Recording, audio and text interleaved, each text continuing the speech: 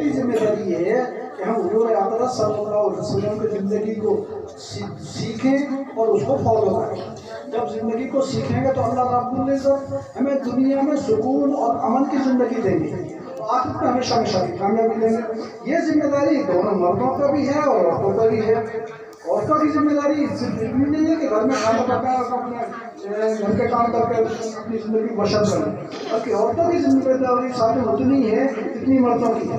जैसे मर्दों पर नमाज फर्ज है, औरतों पर भी नमाज फर्ज है। जैसे मर्दों पर रोज़ा फर्ज है, औरतों पर भी रोज़ा फर्ज है। जो हुक्म अल्लाह ने मर्दों के लिए दिए वही औरतों के लिए दिए। अलबत्ता इतना जरूर है कि मर्दों की जिंदगी को बाहर की जिम्मेदारी सौंपी हुई है, औरत को जिम्मेदारी घर की दी हुई है। Beliau sampaikan Bapak Ibu sekalian, lalu bagaimana cara kita untuk meningkatkan usaha iman kita?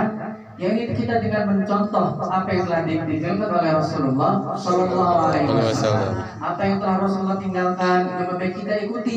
Nah, kemudian hadirin Allah Subhanahu Wa Taala, kenapa Rasulullah ini SAW sangat mencintai umatnya? Maka nanti di akhirat kelak, hadirin Allah Subhanahu Wa Taala, bahkan Rasulullah sendiri, Nabi kita sendiri akan sujud kepada Allah sebanyak 4 kali memohon ampun terhadap umatnya. Umat ini merupakan umat yang terbaik, hadirin. Umat umat nas ta'muruna bil ma'ruf wa tanhauna 'anil munkar. Kita ini adalah umat yang terbaik, hadirin. Karena kita ini umurnya 60-70 tahun. Umat-umat terdahulu umurnya sangat-sangat panjang, umurnya ratusan tahun. Tetapi umat kita ini umat yang pertama masuk surga, hadirin. Kenapa, hadirin? Karena setelah Nabi terakhir itu tidak ada Nabi lagi. Tanggung jawab penyampaian agama ini menjadi tanggung jawab kita semua. Lalu kita ikuti para sahabat radhiyallahu anhum.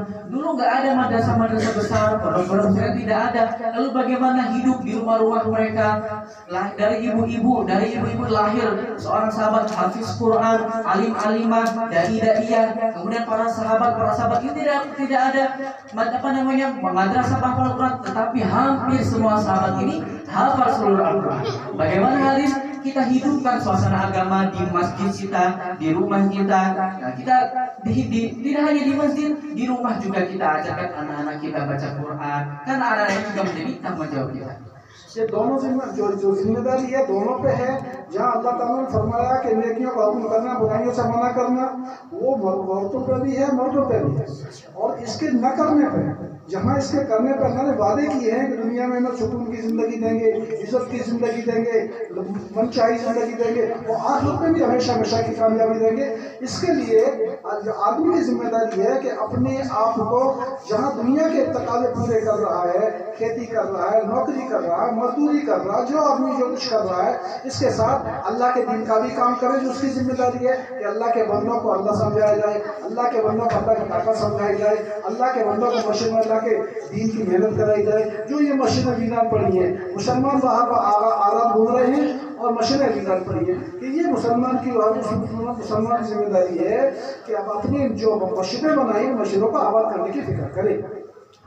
Hadirin Allah Subhanahu Wa Taala, maka beliau sampaikan ini perkara iman kembali kita ulang-ulang. Kita ulang tidak hanya bapak-bapak, tapi ibu-ibu juga, anak-anak diulang-ulang. Ibu-ibu mengajarkan anak-anaknya di rumah. Itu para sahabat itu mereka lahir menjadi orang-orang besar, lahir dengan pertolongan Allah. Yang mungkin bapak sepuh-sepuh sini lebih tahu itu dari mana? Dari rahim seorang ibu, yang mereka dengan usaha mengajarkan, mendidik anak-anaknya sehingga lahirlah para sahabat-sahabat yang mendapatkan gelar yang paling bagus di dunia ini. Mungkin dididik dapat gelar, mungkin saya kemarin kuliah di ITB dapat sarjana teknik, itu mungkin gelar dunia. Saat kita meninggal dunia nggak ada di di kuburan kita, nggak ada gelarnya. Tapi para sahabat radhiyallahu anhum telah tertulis gelarnya bahkan di Al-Quran radhiyallahu anhu. Makanya Allah Subhanahu Wa Taala, pentingnya kita ini usaha atas iman, hadirin Allah Subhanahu Wa Taala. Karena kehidupan ini sementara dan akhirat ini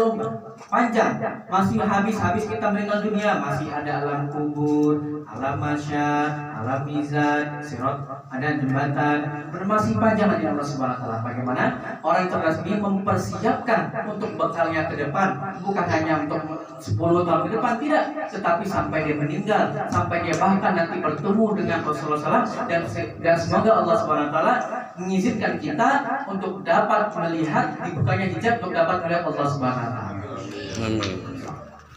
अल्लाह ताला हम सबको यहाँ से जो अल्लाह ताला जो जिंदगी दी है, इसमें हर आदमी अपनी जात से कामयाब होने के लिए कम से कम जिंदगी में से अपने 4 महीने लगाए और रोजाना हर महीने 3 दिन लगाए और रोजाना मस्जिद का आबाद करने की फिक्र करे। और इस पूरी मेहनत में औरतों की बराबर जिम्मेदारी है कि अपने शौहर के लिए बैरून की तैयारी करे, अंदरून की तैयारी करे। जो शौहर बाहर काम करते उनकी फिक्र करे। अल्लाह ताला ने औरतों की जन्नत बहुत आसान कर दी है। जन्नतों ने औरत को ये जिम्मेदारी दी है कि वो घर में अकेले रोजा नमाज की पाबंदी करे। अल्लाह का हुक्म जो है अपने आप को पर्दे में घर में रखें। और सबसे बड़ी बात यह है कि अपने शौहर के राजी रहने की फिक्र करे कि हमारे शौहर को क्या चीज़ पसंद है, उसी चीज़ को ज़्यादा से ज़्यादा फॉलो करे जो उसकी ज़िंदगी हमेशा के लिए कामयाब रखे। क्योंकि ये आया है कि अगर इंसान को इंसान का सजदे का हुक्म होता तो अल्लाह ताला औरत को हुक्म देते कि अपने शौहर को सजदा करे। औरत का लिए शौहर का इतना बड़ा मकाम रखा गया है।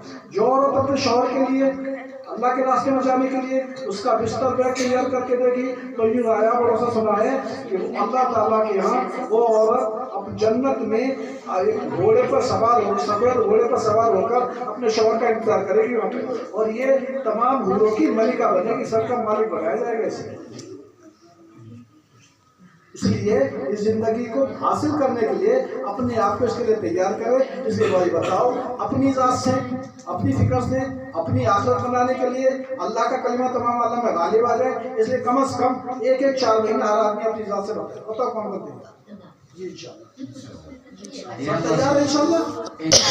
अल्लाह हम सबको कबूल फरमा दे और अपनी सही समझ अता फरमा दे।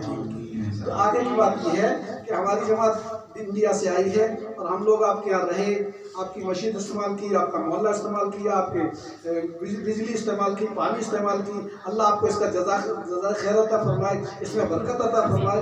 आप लोगों की इस कुर्बानी से मस्जिद चल रही है, जिसमें हम लोगों से चूक चाक हुई है, उसके लिए हम अपनी तरफ से, अपने साथियों की तरफ से माफ़ी मांगते हैं कि हम लोगों से, क्योंकि इंसानी फितरत है, चूक चाक तो हो जाती है।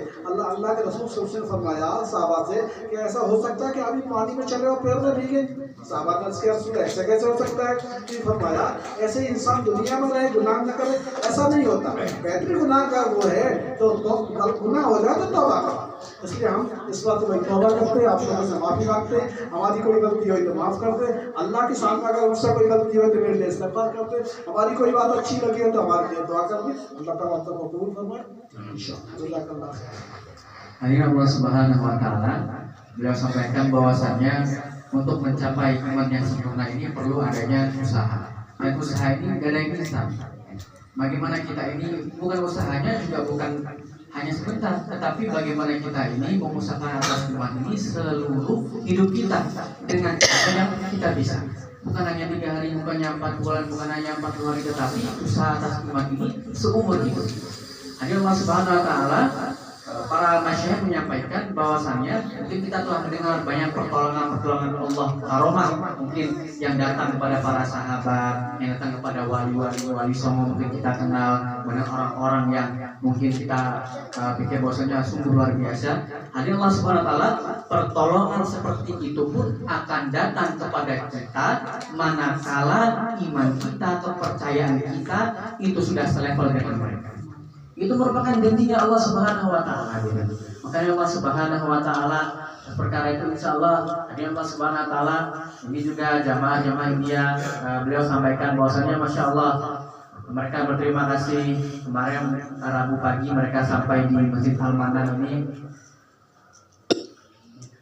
Kemudian insyaallah besok mereka akan pindah ke rute yang selanjutnya. Alhamdulillah mereka sampaikan bahwasanya orang-orang Indonesia ini merupakan orang-orang yang sangat ramah-ramah. Beda dengan di India sana, Hindustan. Hindustan itu artinya adalah orang-orang India. Jadi orang-orang ini sangat-sangat ramah, senyum, kemudian gampang senyum. Alhamdulillah mereka sangat enjoy, sangat mereka berterima kasih telah diterima di sini, dan mereka sungguh sangat terima kasih juga kepada para ustadz, para orang-orang tua di sini, para ibu-ibu di sini telah mengizinkan mereka untuk 3 hari 2 malam di sini. Kemudian terima kasih juga airnya, kemudian air telah jamaah gunakan, listriknya yang mungkin jamaah atau kami belum bisa membalas secara betul, tapi insya Allah Allah akan membalasnya dan akan menjadi asbab hidayah. Amin. Kemudian Terima kasih, jazakallah khair. Terima kasih nih. Maka hari Allah Subhanahu wa taala sampaikan tadi maksudnya tayyar, jadi insya Allah maksudnya adalah semua insya Allah siap untuk meningkatkan usaha atas iman. Insya Allah. Insya Allah.